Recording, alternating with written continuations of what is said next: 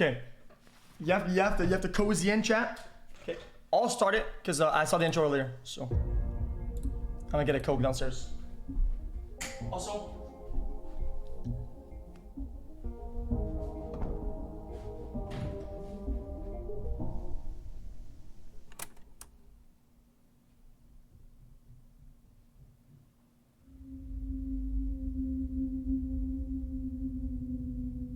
On January 31st, 1993, the wife and daughter of a Texas man named David Lewis would return home to discover him nowhere to be found. Soon after and across the country, an unidentified man would be spotted walking down the side of a highway before being killed in a hit and run. It would take over 11 years for these stories to converge. The disappearance, as you might expect, was sudden and abnormal, but shine light into the possibility that David Glenn Lewis just might have been hiding something.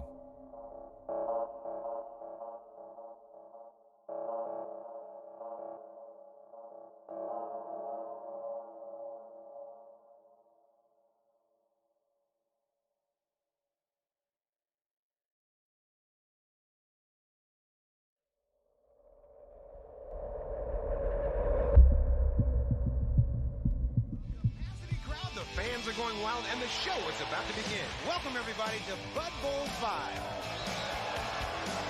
Whoa, Ma, this place is rocking! It was 1993. Super Bowl weekend, to be exact. With preparations in place in a lively Dallas, Texas, awaiting an influx of sports fans, festivities were abundant for one of the largest sports events of the year. On the 28th of January, David's wife and daughter, Karen and Lauren, embarked on a 400-mile trip from their home in Amarillo to Dallas for a weekend of shopping in the city. The reason why David stayed behind is unclear. Some have stated that he wanted to record the game to a VHS, and since their VCR lacked a function to begin a recording at a set date, he had to be there in person to start it. Others, like his wife, have made tangential statements alluding to the possibility that he had to work, since he was a lawyer. From the span of January 28th to the 31st, what took place back at the Lewis home is unclear. By January 31st, though, Karen's testimony aided investigators in piecing together those missing events. That evening, the game was scheduled to begin at 5:30 p.m. Central. A few hours after this, around 11:15 p.m., Karen and Lauren would arrive back at the home to discover David nowhere to be found. His car was missing. There was clean laundry in the dryer. His wedding ring and watch were intact on the counter. There were 2 freshly made turkey sandwiches in the fridge. And the VCR had recorded even after the match was over. At first glance, the circumstances here wouldn't exactly raise red flags, since there appeared to be no evidence of foul play. And so Karen assumed that he'd merely been working late or watching the game somewhere, and would return soon. David Glenn Lewis never returned home again. One day later, his wife would officially report him missing.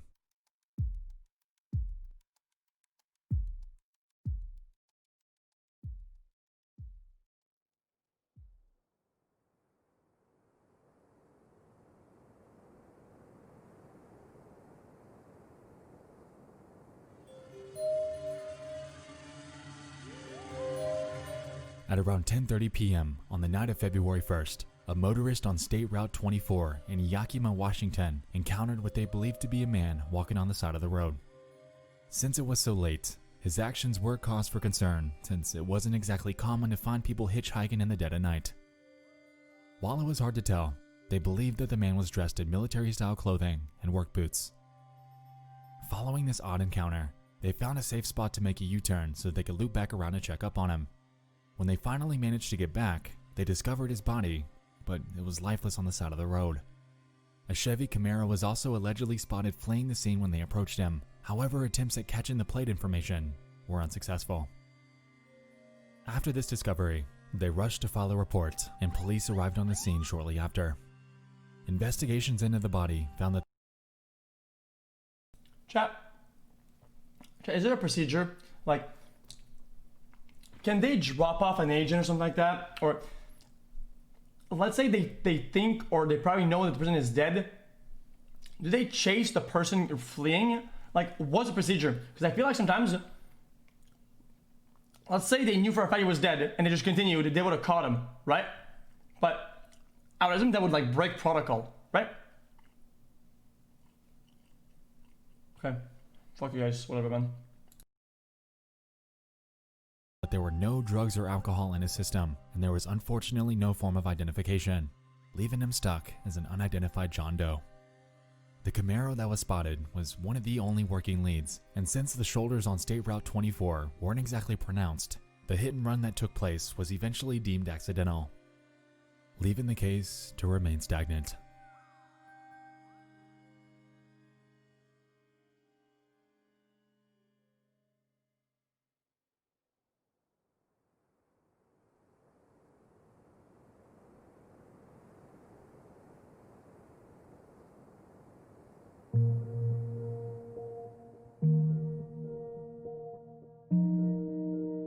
Conversely, back in Amarillo, the investigation into David Lewis was just ramping up. The very next day, his red Ford SUV was spotted outside of the Potter County Courts building, a mere 10 miles from the local airport. Inside the glove box, investigators were able to find his credit cards, driver's license, and checkbook in spots that Karen claims he usually keeps them. Soon after this discovery, Karen Lewis expressed even greater concern since it was incredibly out of the ordinary for him to just up and vanish without any of his possessions or identification. It began to seem that there was a piece to the puzzle that investigators were missing. Something that had potentially placed David in the crosshairs of an adversary.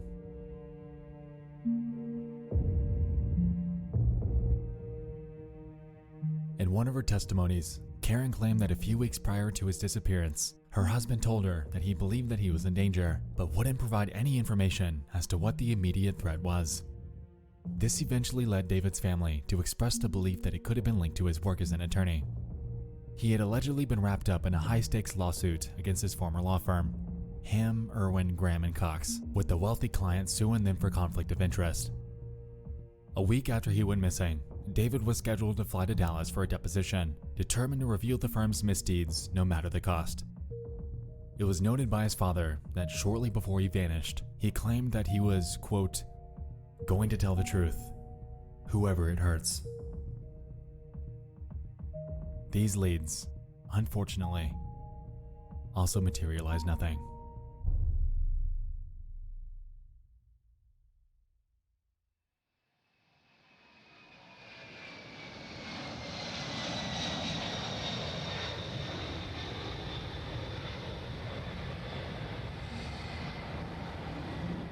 A few months later, a discovery was made involving David Lewis and plane tickets that he'd purchased the weekend he went missing. Two of them. One from Dallas to Amarillo, Texas, purchased on January 31st, and a second from Los Angeles to Dallas, purchased on the 1st of February. This effectively places Lewis at the DFW airport on the 31st and at LAX the very next day. It's widely believed that he had pre-purchased his return flights while at each location, although the actual flight dates and if he used the tickets are unclear.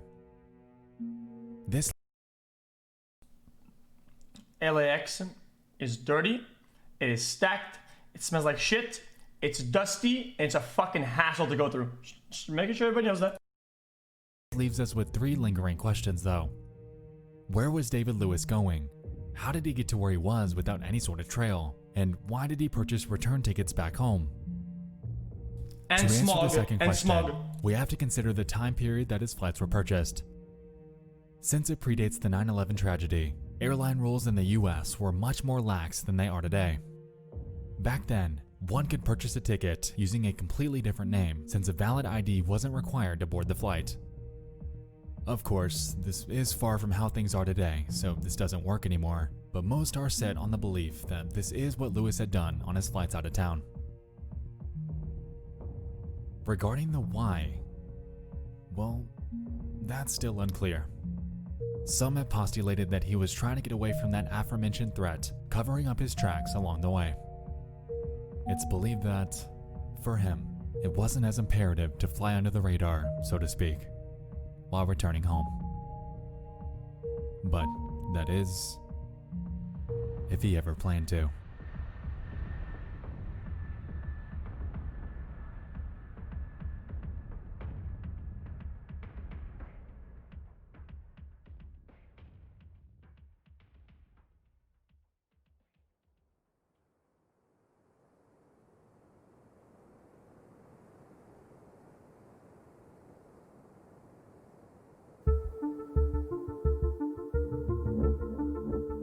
By June of that year, leads remained sparse as circumstantial details trickled in.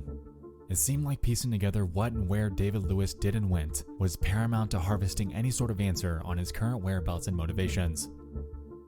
A Del Rio, Texas news publisher by the name of the Del Rio News Herald published an allocated timeline up to that point in the investigation, and while it doesn't exactly provide any definitives, it does exemplify the fact that Lewis's weekend was far from ordinary. According to the write-up, starting on Thursday, January 28th, Lewis had left his workplace at noon, claiming he was sick. The next day, a friend spotted him rushing through the Southwest Airlines terminal at the local airport with no luggage. On Saturday, $5,000 was deposited into Lewis's bank account, with a neighbor spotting his red SUV at home. By Sunday morning, he was spotted at the court building, taking a photo of his car in the parking lot. And by Monday morning, a Dallas cab driver drove a man matching the description of Lewis from a hotel to the Dallas airport. The driver claims that, quote, the passenger seemed nervous and fumbled through a wad of $100 bills to pay the fare. That's a lot of people that they found. If we assume that all of these claims are accurate, then they hint at the possibility of Lewis paying for his plane tickets with cash to further avoid being tracked. Considering the fact that he left all of his personal possessions, including his credit card and ID at home, this, of course, makes sense. What stands out here, however, is the $5,000 that was placed into his account. Unless he was allocating a substantial chunk of that for some other obligation, I don't think a few taxi rides and plane trips would come anywhere close to reaching that monetary milestone. The only explanation that could account for a sum of this magnitude would be some sort of direct deposit from his employer being wired into his account. Considering the fact that he was a longtime lawyer, it wouldn't be far-fetched to assume that this would be the reason. But if that were the case, why would it, at all, be notable? If this were his typical pay, then it would be simple to discount it as just that. Work compensation. Just food for thought. Jumping to his Dallas, Texas encounter on February 1st, I'd like to highlight something. If he were taking a taxi from a hotel to the Dallas airport, then we have to assume that he spent the night in Dallas after arriving there the previous day. Thinking back on the chain of events, though, presents a unique inconsistency. Looking back, we can recall that Lewis allegedly wanted to record the Super Bowl, and there were freshly made sandwiches in the fridge. If David were to have been spotted that morning taking a picture of his vehicle at the court building, then his only method of getting back home would have been taking a taxi or getting someone to pick him up. For someone with so many extraordinary variables surrounding his disappearance, something as simple as wanting to record a football game is immensely unexceptional. The typical long-play VHS tape records approximately 4 hours of footage, and the average football game is around 3 hours and 12 minutes long. If we're assuming that the VCR didn't have any sort of auto-record feature, then it makes the events surrounding this that much more puzzling. Why go through the effort of dropping your car off that morning only to make it back home, going about your day, and even making sandwiches like everything's alright? Why up and vanish after 5:30, leaving behind everything you have? This is, of course, assuming that the VCR did not have an auto-record function. Unfortunately, confirmation for and against this minute detail have never been released, and because of that, it's unclear whether he left that morning when he was spotted, or later that night. That sentiment largely encompassed the Lewis case investigators. It seemed that the pieces were falling in line, however substantial answers and leads to the body were mostly non-existent. Because of this, and after 11 months, the search unfortunately concluded, leaving this case to sit untouched until anything further came of it. Wait, because the timeline wasn't well constructed around at what time he died or whatever, and they found his body or whatnot.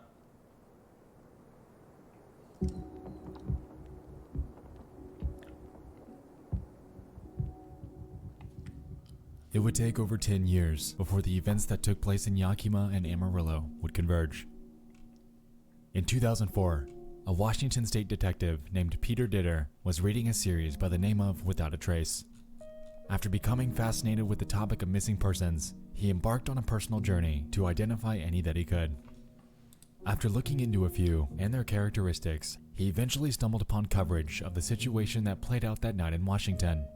He cross-checked the photo from the crime scene with various contenders and realized that the person looked incredibly similar to David Glenn Lewis of Amarillo. The only catch was that Lewis was known to have worn glasses, while the unidentified body wasn't wearing any when he was found. Upon further investigation into the characteristics and items that were found on John Doe's body, however, a pair of glasses were among them, effectively sealing the deal that this man was, in fact, David Glenn Lewis.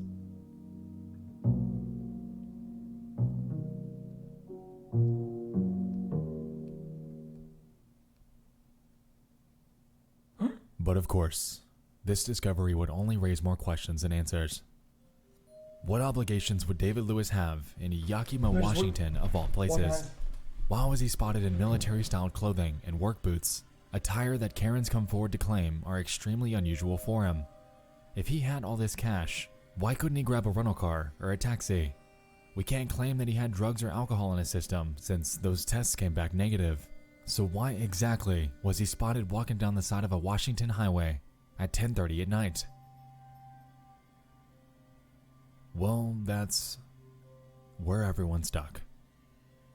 Some have postulated that it could have been tied to the case he was working on against his former employer, and others have settled on the possibility that it could have been linked to a mental breakdown. If you ask me, I believe it was tied to sudden paranoia brought upon himself through that threat he alluded to with his wife. What that threat is could be tied to his work, or could be something completely out of the picture. Considering the fact that he ended up in Yakima, Washington, of all places, lends to the potential that he might have been more secretive than he made out to be. But that's the thing. That's merely speculation. Something that this investigation is no stranger to. Guys, I don't get it though. Why not tell his wife? The inconsistencies and questions surrounding his disappearance are some that have gone unanswered for decades, leaving investigators scratching their heads. Unfortunately, it just might stay that way because the only person who truly knows what played out that bizarre weekend is David Glenn Lewis, who left his entire life behind with hardly a lead to follow.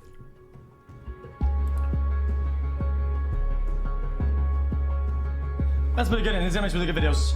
Guys, I'm sorry that I use the zero chat just to eat food, but you know, it's like a video we could just watch, like a movie.